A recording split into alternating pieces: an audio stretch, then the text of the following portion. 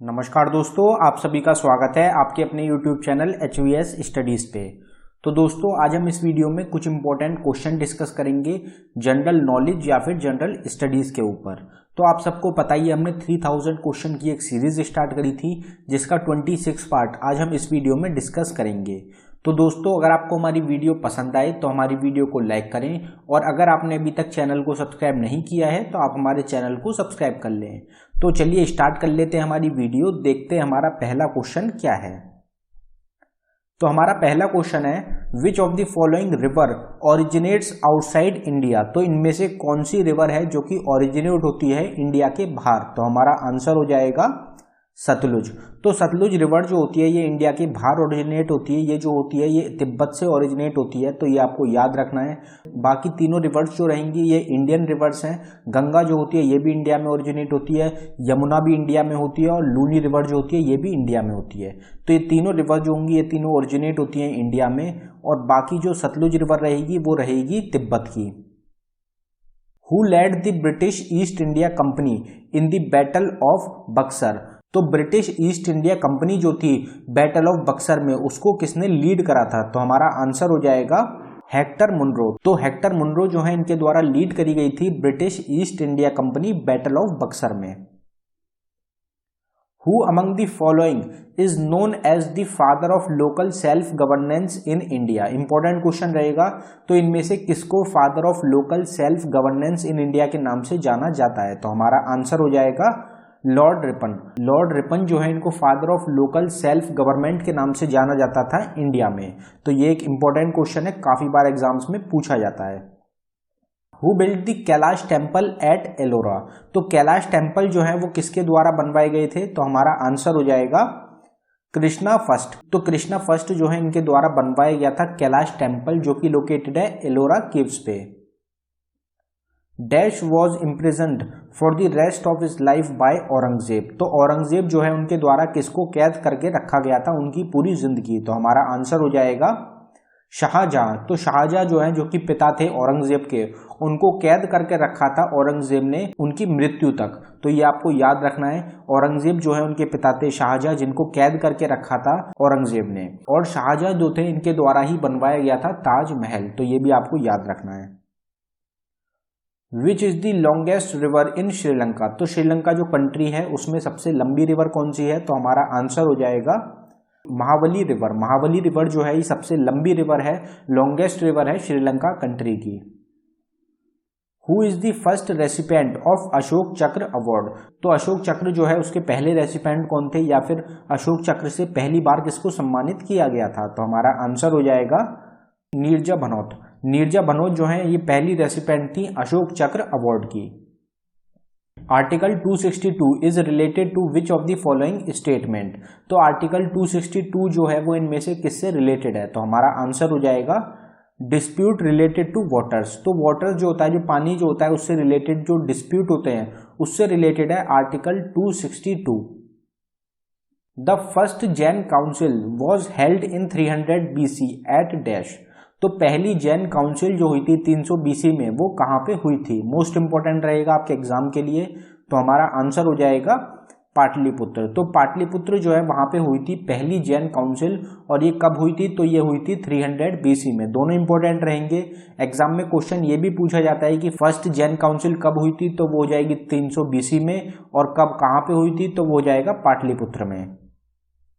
In which of the following field did James Peebles win a Nobel prize. तो James Peebles जो है उन्होंने जो नोबल प्राइज जीता था वो कौन सी फील्ड में जीता था। तो हमारा आंसर हो जाएगा फिजिक्स। तो फिजिक्स फील्ड में जीता था जेम्स पेबल ने नोबल प्राइज। तो ये भी इंपॉर्टेंट रहता है। एक क्वेश्चन पूछा जाता है कि नोबल प्राइज जो होता है ये कौन सी कंट्री है जो कि प्रेजेंट करती है, कौन सी कंट्री के द्वारा दिया जाता है। तो हमारा आंसर हो जाएगा स्वीडन। स्वीडन जो कंट्री है उनके द्वारा दिया जाता है नोबल प्राइज को। With which country has India conducted the first ever joint tri-service exercise Indra 2019। तो ये आपको नाम याद रखना है, मोस्ट इंपॉर्टेंट रहेगा आपके एग्जाम के लिए कि इंद्र 2019 जो एक्सरसाइज हुई थी वो इंडिया ने किसके साथ मिलके करी थी। तो हमारा आंसर हो जाएगा रशिया। तो इंडिया और रशिया के बीच में हुई थी एक जॉइंट ट्राई सर्विस एक्सरसाइज जो कि रहेगी इंद्र 2019। मोस्ट इंपोर्टेंट एक्सरसाइज थी, तो इसका नाम आपको याद रखना है कि किसके साथ करी गई है और इसका क्या नाम था।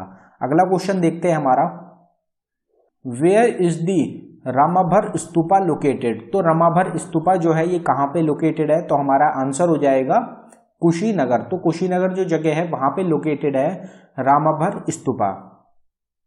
इन which year was the August Kranti movement started. Most important question है, काफी बार एग्जाम्स में रिपीट होता है। तो अगस्त क्रांति मूवमेंट जो स्टार्ट करी गई थी वो कौन से साल में हुई थी, तो हमारा आंसर हो जाएगा 1942। 1942 में स्टार्ट हुई थी August Kranti movement. Which Navratna in Akbar's court managed the financial affair of the empire. तो नवरत्न जो थे अकबर के कोर्ट में, उनमें जो फाइनेंशियल अफेयर का जो डिपार्टमेंट था वो किसके द्वारा मैनेज करा जाता था, तो हमारा आंसर हो जाएगा राजा Todarmal.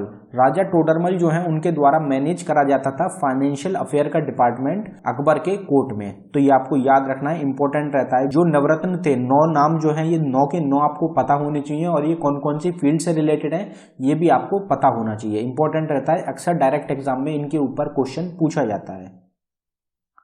Which country will host the 2023 men's hockey world cup. तो मेंस हॉकी वर्ल्ड कप जो होगा 2023 में वो कौन सी कंट्री होस्ट करेगी, कौन सी कंट्री में होगा, तो हमारा आंसर हो जाएगा इंडिया। तो इंडिया जो है वो होस्ट करेगी 2023 का मेंस हॉकी वर्ल्ड कप, और साथ ही साथ जो 2023 में क्रिकेट वर्ल्ड कप होगा वो भी होस्ट करेगी इंडिया। तो इंडिया दोनों टूर्नामेंट्स होस्ट करने जा रही है 2023 में। विच of the following is the currency of Thailand. तो थाईलैंड कंट्री की कौन सी करेंसी है, तो हमारा आंसर रहेगा बैहत। बैहत जो होती है ये करेंसी होती है थाईलैंड कंट्री की। Where was Guru Nanak born. तो गुरु नानक जो है उनका जो जन्म हुआ था वो कहाँ पे हुआ था, तो हमारा आंसर हो जाएगा ननकाना साहिब। तो ननकाना साहिब जो जगह है पंजाब पाकिस्तान में, वहां पे जन्म हुआ था गुरु नानक देव का। Which city is known as the coal capital of India. तो मुझे लगता है इसका आंसर ज्यादातर आपको पता ही होगा, काफी बार हम अपने चैनल पे डिस्कस कर चुके हैं कि कोल कैपिटल ऑफ इंडिया किसको कहा जाता है, तो हमारा आंसर हो जाएगा धनबाद। तो धनबाद जो एक जगह है झारखंड में उसको कहा जाता है coal capital of India. Which constitutional amendment act introduce the municipalities. Most important रहेगा एग्जाम के लिए। तो म्यूनिसिपैलिटीज जो है वो कौन से कॉन्स्टिट्यूशनल अमेंडमेंट एक्ट के द्वारा इंट्रोड्यूस करी गई थी, तो हमारा आंसर हो जाएगा 74th अमेंडमेंट एक्ट। तो 74th अमेंडमेंट एक्ट जो था उसके द्वारा म्यूनिसिपैलिटीज जो होती हैं उसको इंट्रोड्यूस करा गया था कॉन्स्टिट्यूशन में। Which finance minister of India has presented the highest number of budget. तो सबसे ज्यादा बजट जो पेश करे गए हैं किसके द्वारा करे गए हैं, तो हमारा आंसर हो जाएगा मुरारजी देसाई। तो मुरारजी देसाई जो है इनके द्वारा सबसे ज्यादा बजट पेश करे गए हैं। इन्होंने अभी तक टोटल 10 बजट पेश करे थे, तो ये जो है सबसे बड़ा नंबर है। 10 जो है सबसे ज्यादा बजट पेश करे गए हैं किसी इकलौते व्यक्ति के द्वारा, तो वो रहेंगे Morarji Desai. Which organisation regulates mutual fund in India. तो म्यूचुअल फंड्स जो होते हैं उनको इंडिया में कौन रेगुलेट करता है, तो हमारा आंसर हो जाएगा सेबी। तो सेबी ऑर्गेनाइजेशन जो है security exchange board of India, उनके द्वारा रेगुलेट करा जाता है म्यूचुअल फंड्स इंडिया में। Where did home minister Amit Shah flag off run for unity. तो रन फॉर यूनिटी जो कैंपेन स्टार्ट करी गई थी होम मिनिस्टर अमित शाह के द्वारा, ये इन्होंने कहां से स्टार्ट करी थी, तो हमारा आंसर हो जाएगा न्यू दिल्ली। तो 2019 में जो ये कैंपेन स्टार्ट करी गई थी run for unity home minister Amit Shah के द्वारा, ये इन्होंने स्टार्ट करी थी न्यू दिल्ली से। Who has been selected for the prestigious Italian Golden Sand Art Award 2019। तो Italian golden sand art award 2019 के लिए किसको चुना गया था, तो हमारा आंसर हो जाएगा सुदर्शन पटनायक। सुदर्शन पटनायक जो है इनको चुना गया था Italian gold sand art award 2019 के लिए। इंपॉर्टेंट रहेगा एग्जाम के लिए, जो 2019 के इंपॉर्टेंट अवार्ड्स हैं उनके ऊपर आपको जरूर एग्जाम में क्वेश्चन मिलेंगे। तो जितने भी अवार्ड्स रहेंगे 2019 के, उनके बारे में आपको पता होना चाहिए कि वो कहाँ पे होस्ट हुए हैं और साथ ही साथ कौन विनर रहा है उनका।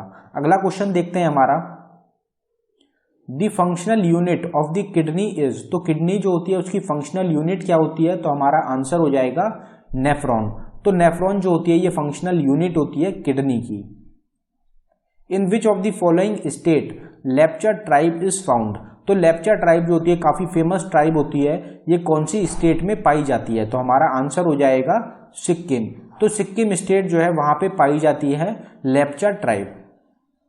Which variety of glass is used for the manufacturing of optical lenses, तो ऑप्टिकल लेंसेज जो होते हैं, जो हमारे स्पेक्स होते हैं उनमें जो लेंसेज लगे होते हैं ऑप्टिकल लेंस, वो कौन से ग्लास के बने होते हैं, तो हमारा आंसर हो जाएगा फ्लिंट ग्लास। तो फ्लिंट ग्लास जो होता है उसके बने होते हैं optical lenses. The term ecosystem was first used by, तो इकोसिस्टम जो शब्द है ये किसके द्वारा पहली बार यूज करा गया था, तो हमारा आंसर हो जाएगा एजी टेंसले। एजी टेंसले जो है इनके द्वारा पहली बार यूज करा गया था इकोसिस्टम वर्ड को। Which state has hosted the World Youth Chess Championship 2019, most important रहेगा एग्जाम के लिए। तो वर्ल्ड यूथ चेस चैंपियनशिप जो हुई है 2019 में, वो कौन सी स्टेट के द्वारा होस्ट करी गई थी, तो हमारा आंसर हो जाएगा महाराष्ट्र। तो महाराष्ट्र जो स्टेट है इनके द्वारा होस्ट करी गई थी वर्ल्ड यूथ चेस चैंपियनशिप 2019 की। डैश वन दी पेरिस मास्टर्स 2019 टाइटल, तो पेरिस मास्टर्स 2019 का टाइटल किसके द्वारा जीता गया है, तो हमारा आंसर हो जाएगा नोवाक जोकोविच। नोवाक जोकोविच जो है इनके द्वारा जीता गया है पेरिस मास्टर्स 2019 का टाइटल, जो कि एक टेनिस टूर्नामेंट होता है। India stands at what position in terms of gold reserve in the world, तो दुनिया में गोल्ड रिजर्व में इंडिया की क्या रैंक है, तो हमारा आंसर हो जाएगा 9।